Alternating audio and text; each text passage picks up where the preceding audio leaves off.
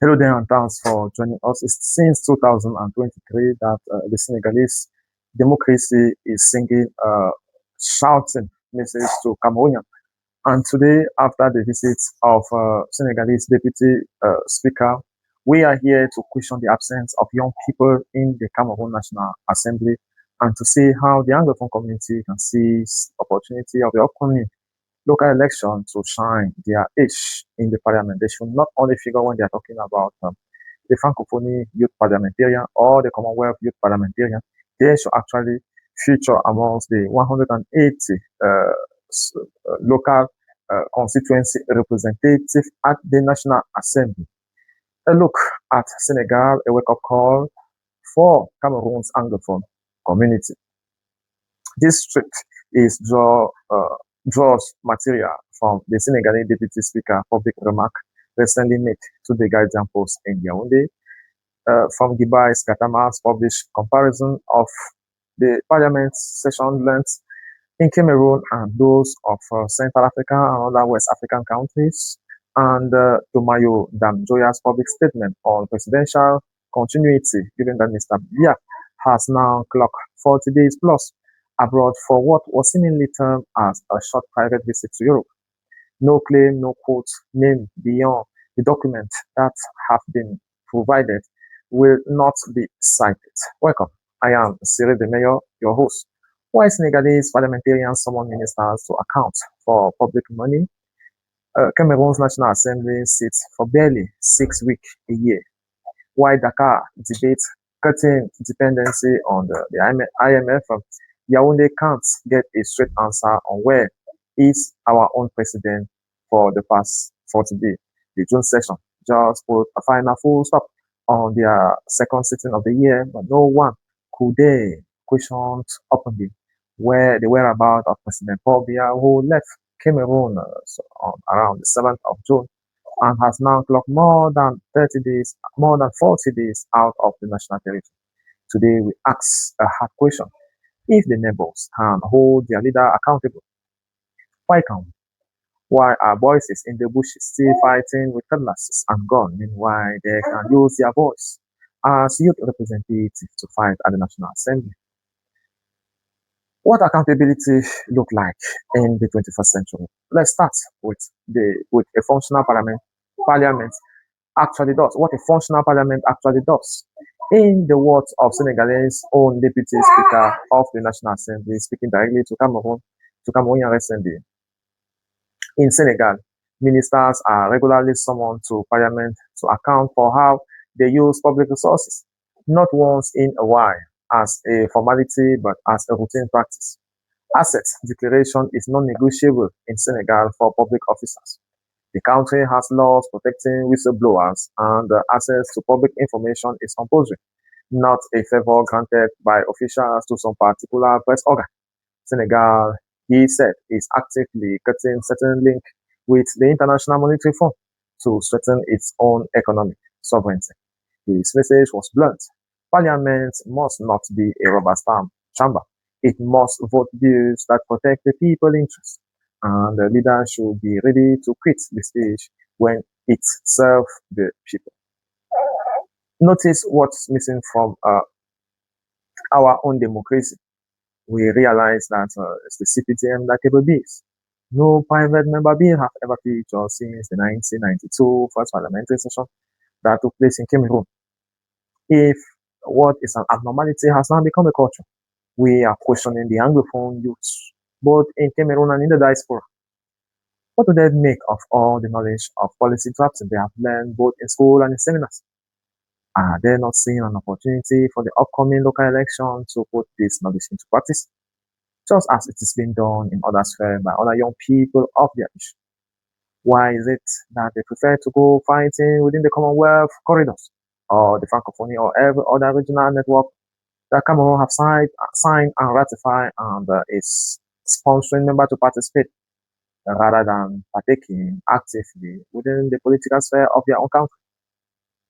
Some pointed before now the bottleneck within political parties and what is commonly known as party discipline, as you have to meditate for some years before being likely viable to take leads on some strategic position. Cameroonian journalist and commentator Guibai Gatama put the comparison in stark terms recently, and the number are worth citing with. On He talked about approximately 5 to 6 countries. He says in Cameroon, the duration of a parliamentary session is between 45 to 30 days, which often only stay 15 days of plenary for work.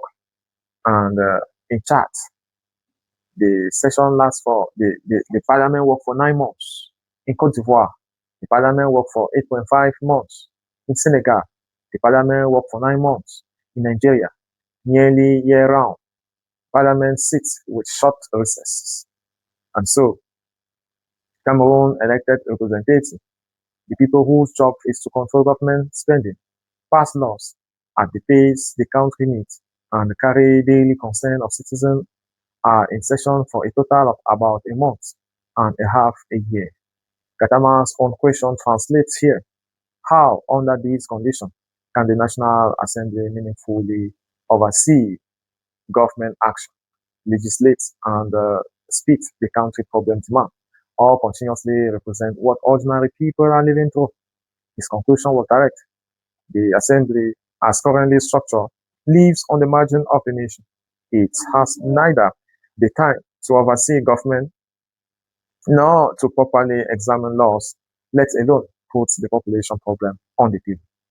And I was telling you before now that it's the place of young people to push politics in the neighborhood in order to hope to make things change as they move to the National Assembly to change the internal rules and regulations.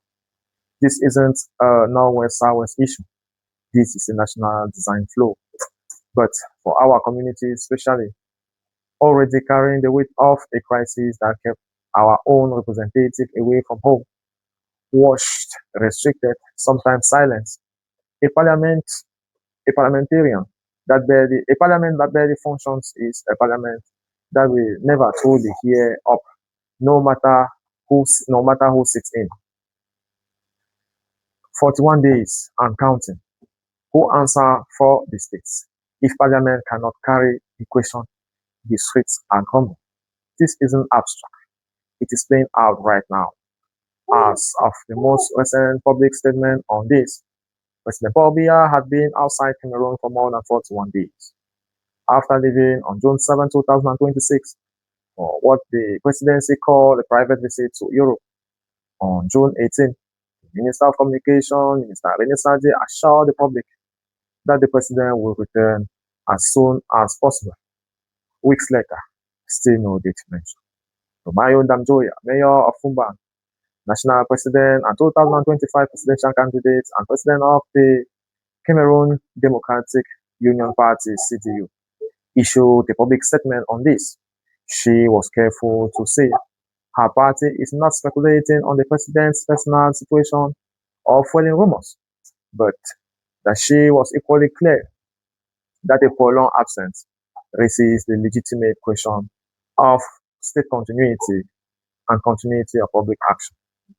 The effective exercise of presidential responsibility and a mechanism applicable in the event of temporal incapacity.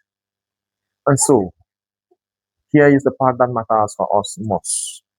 Ndam Njoya pointed out that the constitutional revision of April 14, 2026, which reintroduced the position of Vice President of the Republic, changed how continuity at the top of the state is supposed to work.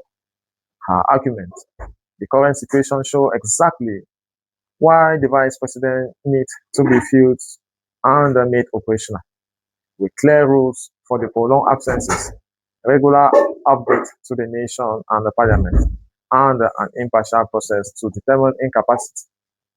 Her own words, the goal isn't to turn an absence into a political crisis.